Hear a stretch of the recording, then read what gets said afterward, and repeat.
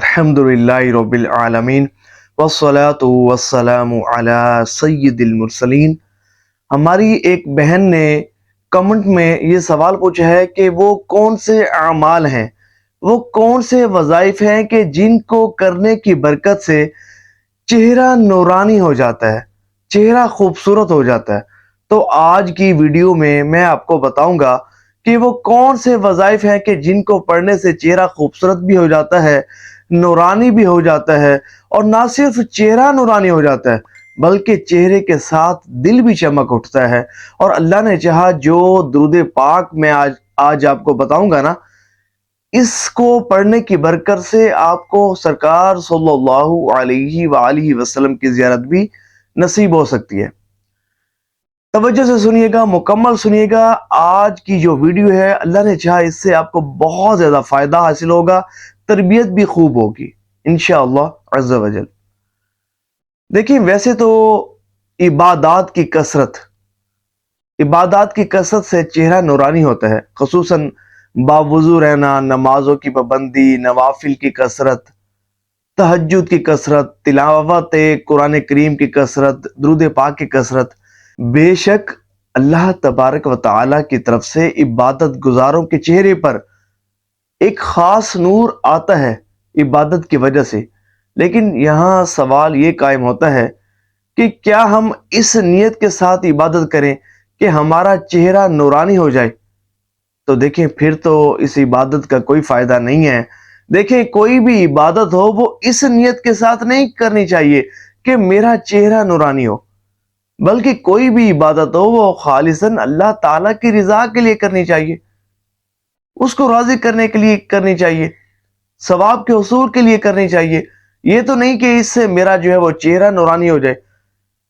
اچھا، اگر اس نیت کے ساتھ عبادت کی، درود پاک پڑھا، تہجد پڑھی کہ میرا چہرہ نورانی ہو جائے، تو یہ تو ہمیں جو ہے وہ ریاکاری کی طرف لے جا سکتا ہے کہ اگر ہمارا جو ذہن یہ ہو کہ ہمارا جو چہرہ ہے وہ عبادت کے ذریعے نورانی ہو جائے اور لوگ جو ہے وہ ہمیں عبادت گزار، پرہیزگار، تہجد گزار سمجھیں، یہ تو سیدھا جہنم میں لے جانے والا کام ہے۔ کوئی بھی عمل ہو وہ خالصاً اللہ تعالیٰ کی رضا کے لیے کرنا چاہیے۔ اچھا، چہرہ چمکانے کی لوگ بات کرتے ہیں، دل چمکانے کی کوئی بات نہیں کرتا۔ آج ہمارا جو دل ہے وہ گناہوں سے بھرا ہوا ہے، گناہوں سے تاریک ہو چکا ہے، گناہوں سے سیاہ ہو چکا ہے، گناہوں سے زنگ آلود ہو چکا ہے، دلوں پر مہریں لگی ہوتی ہیں، اور بندہ خواہش کرتا ہے کہ میرا جو ہے وہ چہرہ نورانی ہو جائے۔ میں ان بہن کی نہیں بات کر رہا، میں جنرل بات کر رہا ہوں کہ گناہوں کی نحوست کے سبب ہمارا دل جو ہے وہ زنگ آلود ہو چکا ہوتا ہے، لیکن ہم کہتے ہیں کہ ہمارا چہرہ نورانی ہو جائے۔ اچھا، یہاں ایک بات اور بہت زیادہ امپورٹنٹ ہے۔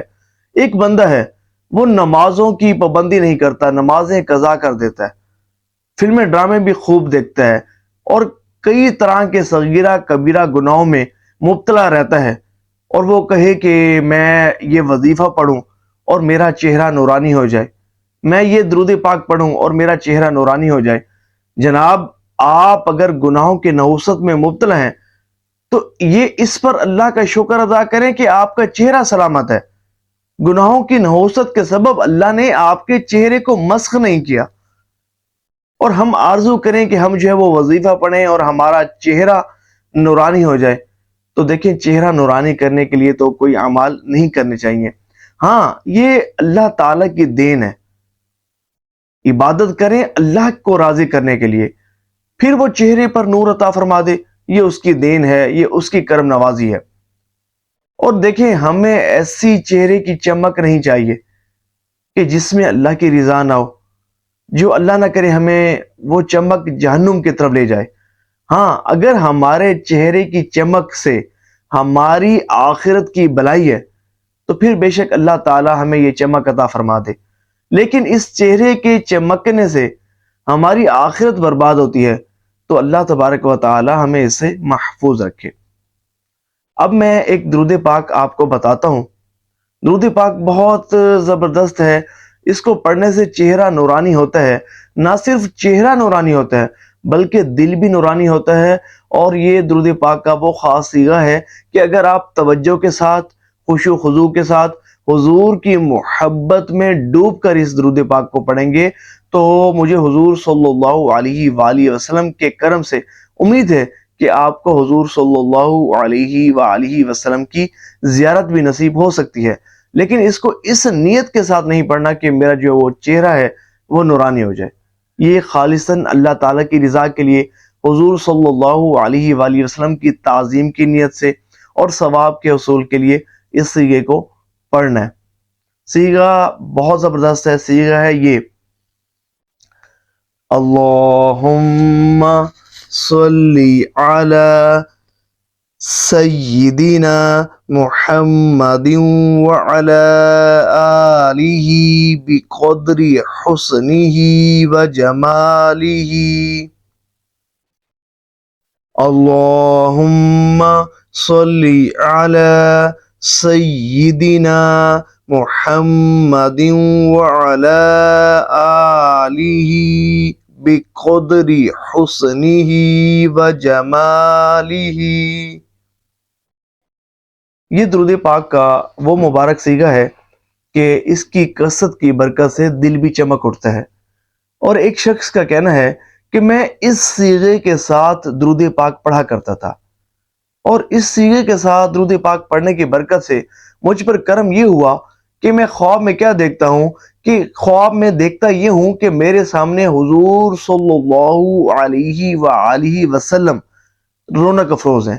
مجھے خواب میں میرے پیارے آقا صلی اللہ علیہ وآلہ وسلم کی زیارت نصیب ہوئی، اور خواب میں کیا دیکھتا ہوں کہ میرے ہاتھ میں پھول کی پتیاں ہیں، اور وہ پھول کی پتیاں اپنے پیارے آقا صلی اللہ علیہ وآلہ وسلم پر نچھاور کر رہا ہوں۔ سبحان اللہ، سبحان اللہ۔ بے شک میرے آقا صلی اللہ علیہ وآلہ وسلم ہیں ہی اس لائق کہ آپ پر پھول نچھاور کیے جائیں، آپ کے قدموں میں پھول بچھائے جائیں۔ اللہ تبارک و تعالی ہر عاشق رسول کو حضور صلی اللہ علیہ وآلہ وسلم کی زیارت سے مشرف فرمائے۔ اللہ کریم آپ سب کو حضور صلی اللہ علیہ وآلہ وسلم کی زیارت سے مشرف فرمائے۔ سنتوں پر عمل کرتے رہیں، نمازوں کی پابندی کرتے رہیں، شریعت پر عمل کرتے رہیں۔ اللہ نے چاہا جلد کرم ہوگا اور حضور صلی اللہ علیہ وآلہ وسلم کی زیارت سے نوازے جائیں گے۔ صلو علی الحبیب صلی اللہ تعالی علی محمد صلی اللہ علیہ وآلہ وسلم۔